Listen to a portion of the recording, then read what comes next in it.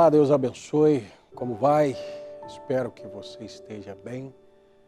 E esse vídeo é para contribuir, para que você esteja melhor.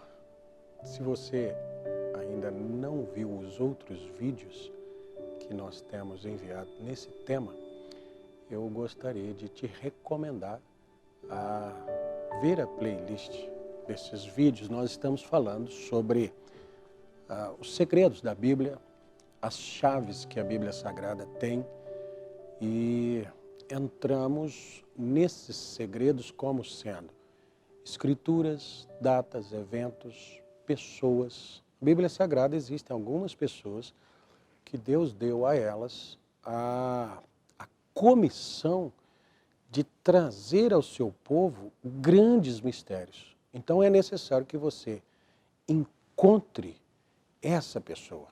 Essa pessoa é um mensageiro de Deus, um profeta. Alguns profetas, Deus apenas os levantou, eles fizeram uma profecia e saíram de cena. Outros, Deus deu para eles uma regência de um grande tempo da história da Bíblia ou da história da igreja debaixo do ministério desses profetas. E nós estamos falando então do profeta Elias. O profeta Elias, ele começou a sua atuação lá no tempo do reinado do rei Acabe com Jezabel. Ele sai no mesmo tempo do rei, mas não o seu ministério. O ministério, ele volta a atuar em Eliseu, quando Eliseu pede uma porção dobrada do espírito de Elias. Eliseu, ele também sai de cena, mas o ministério não deixa de ser usado. Nós encontramos o Senhor Jesus Cristo em São Mateus, capítulo 17, no versículo 12, mostrando que João, que havia vindo, era Elias. Então, o ministério de Elias, outra vez, está vendo a regência, está vendo a predominância desse ministério?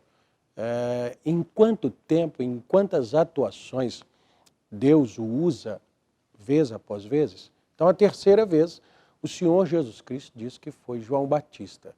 A quarta vez desse ministério, nós encontramos ela em Mateus 17, 11, nós encontramos ela também em Malaquias, capítulo 4, versículos 5 e 6. Essa quarta manifestação, ela é para os nossos dias. E ela tem a comissão, a incumbência de restaurar todas as coisas, e quando tudo tiver restaurado, segundo Atos dos Apóstolos, capítulo 3, versículo 21, Deus abriria o céu e o céu nos daria Jesus, outra vez aqui. E é o que nós precisamos, é o que a igreja quer. Então, nós estamos falando, como eu disse, se você ainda não viu os outros vídeos, entre aqui na playlist desses vídeos e nós vamos deixar para você aqui e pegue o assunto desde o princípio. Pegou o assunto, compreendeu? Compartilhe com um amigo. Compartilhou, escreve no canal, ative o sininho aí que todos os vídeos que nós fizermos aqui, você recebe a notificação deles. E nós não temos só esses vídeos aqui. Nós temos hinos, cânticos, né? Cultos, orações. Nós temos uma igreja para te oferecer dentro do nosso canal, para que você possa acompanhar o que Deus está fazendo, o que Deus fez, o que Deus está fazendo através do ministério do profeta Elias nesses últimos dias, entendendo que essa é a quarta manifestação desse ministério e o que Deus ainda continua a fazer com esse ministério na quarta vez e na quinta vez, que será ali em Apocalipse capítulo 11, quando as duas testemunhas se manifestam, uma delas pelas características daquele ministério, é o profeta Elias outra vez. Então, o Senhor Jesus Cristo disse em Mateus 17 que Elias viria e restauraria todas as coisas. Malaquias 4 diz que Deus enviaria Elias e que esse Elias converteria o coração dos filhos aos pais. Quem são esses pais? Os apóstolos, os profetas, o início da igreja ali no Pentecostes. A fé desses filhos, que somos nós nos dias de hoje, Precisa ser restaurada aquela mesma fé, porque nós estamos vivendo em dia de confusão religiosa, em dia de denominações, interpretações a respeito da palavra de Deus. Todo mundo pensa que pode falar o que quiser sobre a palavra. E Deus disse que não era assim. Em Amós, capítulo 3, verso 7, diz assim: certamente o Senhor Jeová não fará coisa alguma sem antes revelar os seus segredos aos seus servos, os profetas. Então Deus usa os profetas para falar. Ainda que esse profeta tenha vindo num tempo em que você não estivesse vivendo. Mas a regência do ministério dele é desde o dia que ele estava vivendo, quando ele parte, quando você está vivendo, até que se cumpra a última profecia deixada por esse profeta. Então, o que nós sempre almejamos, o que as religiões do nosso dia falam? A volta do Senhor Jesus Cristo. Mas a volta do Senhor Jesus Cristo não acontece assim. Jesus voltou e nós o encontramos. É um processo. O mesmo Senhor, isso está em Tessalonicenses, 2 Tessalonicenses, capítulo 4, versículo, a partir do verso 3, mas o verso 16 nos mostra, a partir do verso 13, nos mostra ali: o mesmo Senhor descerá do céu com alarido, voz de arcanjo e trombeta de Deus. Isso também não é só um acontecimento, isso é um período. Um alarido é uma mensagem que sai para reunir um povo. Então, a comissão desse profeta no nosso dia, antes que venha o grande e terrível dia do Senhor, é restaurar todas as coisas. O que primeiro? Aí você volta mais uma vez no profeta Elias, o tisbita, lá atrás, o primeiro. O que ele restaurou? A adoração de Israel. Jezabel havia introduzido idolatria em Israel e lá havia um profeta, Elias, para tirar daquele engano. E ele restaura isso. Aonde nós vemos a maior restauração? Quando Elias estava ali diante dos profetas de Baal e os desafiou. Olha, vamos ver, se Deus é Deus, então vamos servir a Deus. Se Baal for Deus, nós vamos deixar Deus, né, e vamos servir a Baal. Como é que nós vamos fazer isso? É que esses deuses precisam provar quem são. Ele deu a oportunidade aos profetas de Baal de fazer primeiro os seus altares e os seus sacrifícios e depois ele faria o dele.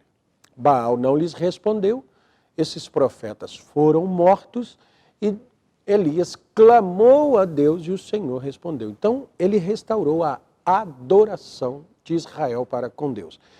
Agora é exatamente a mesma coisa, embora a Escritura diz: todas as coisas, nós precisamos começar do começo.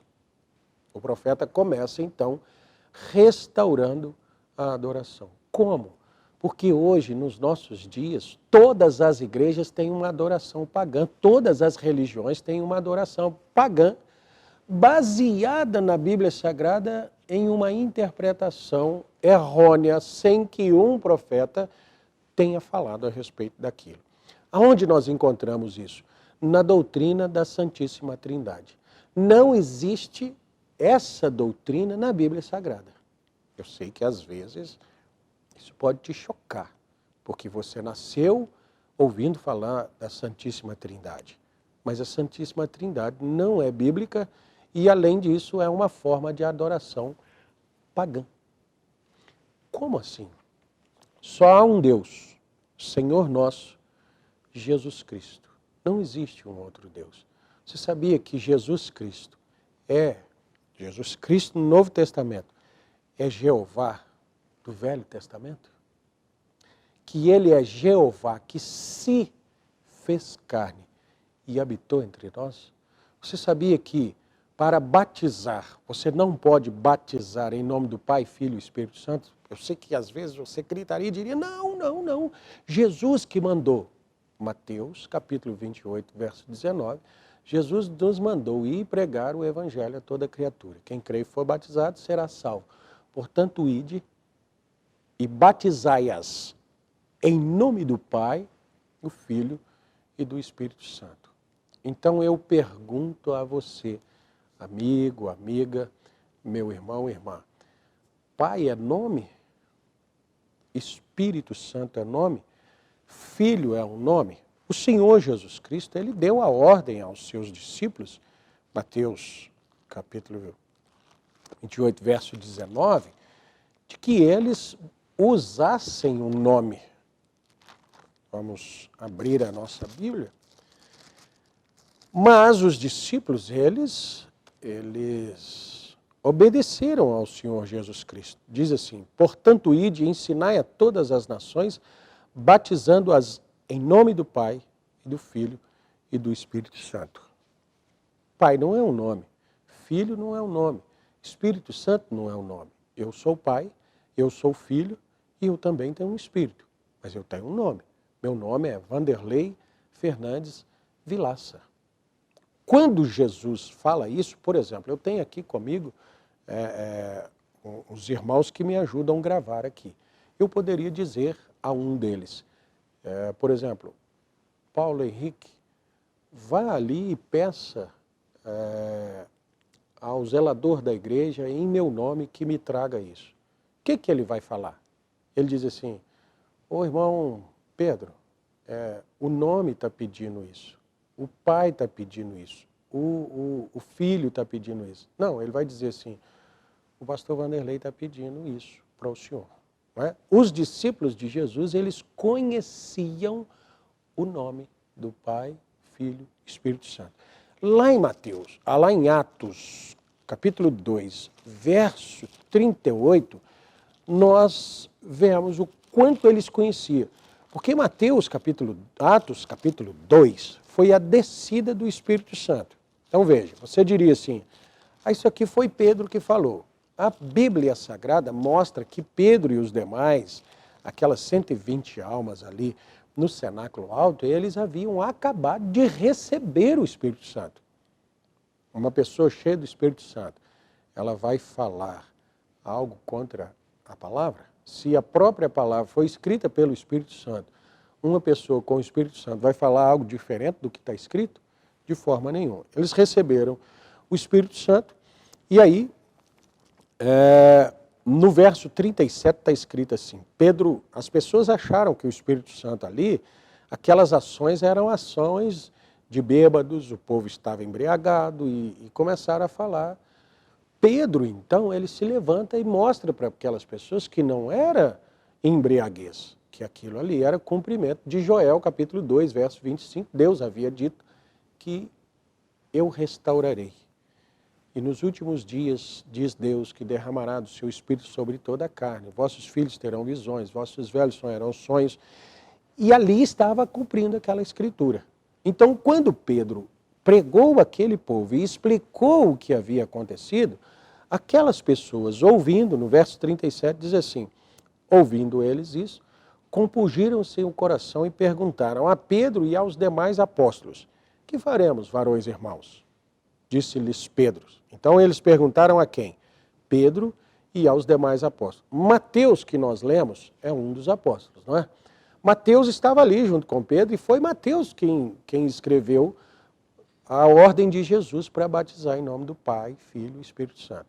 Pedro disse-lhes Pedro: arrependei-vos e cada um de vós seja batizado em nome de Jesus Cristo para perdão dos pecados e recebereis o dom do Espírito Santo, porque a promessa vos diz respeito a vós, aos vossos filhos e a todos os que estão longe, tantos quantos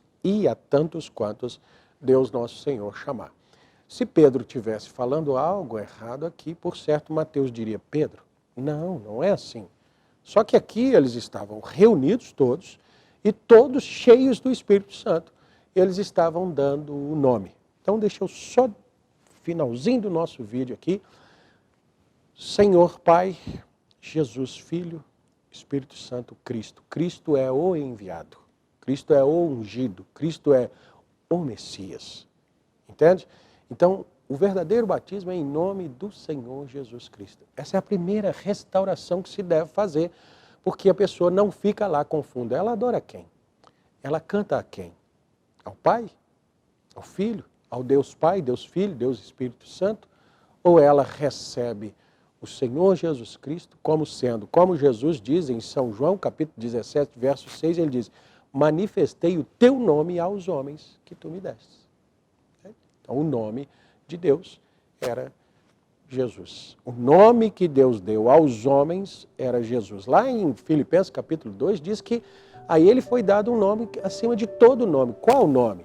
Jeová Rafa, Jeová Jiré, Jeová Shalom, Jeová Shammah, todas essas coisas. Deus ficaria sem poder? O nome de um filho é maior do que o do pai? É isso que nós queremos te mostrar no nosso próximo vídeo. Se você já ativou o sininho, assim que nós lançarmos o vídeo, você recebe. Se ainda não, ative o sininho, inscreva no canal, compartilhe nosso vídeo e até o próximo vídeo para mais uma chave da palavra. Deus vos abençoe. Até lá.